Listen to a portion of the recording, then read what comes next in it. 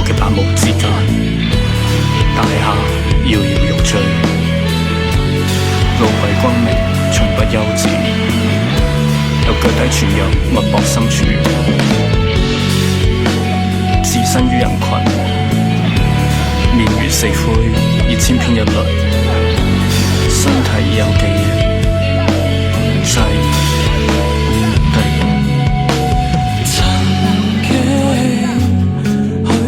幾個月，誰料到經已給剝奪，從未知應該要怎說，匆匆一世只覺亂，反轉記憶裏輾轉。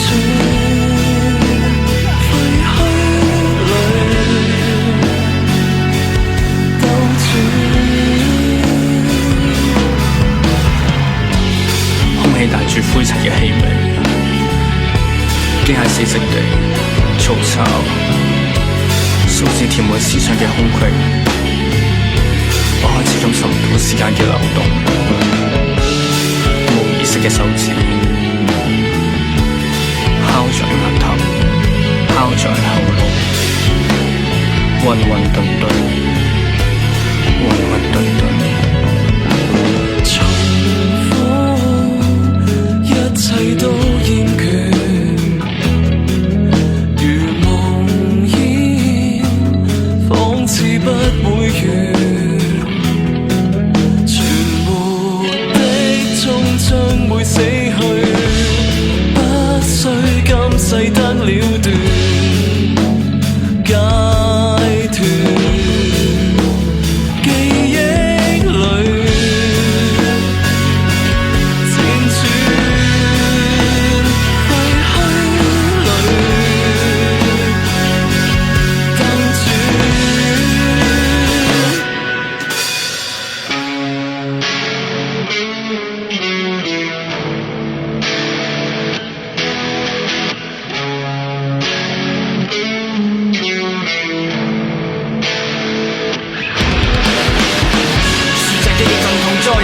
終會醒，刺眼嘅燈光將痛楚一再放大。我揚起雙手，向左跳入水面，不及撞過出清脆嘅水花。水花嘅折射入面，我見到兩口枯乾嘅井，布滿枯死嘅青苔。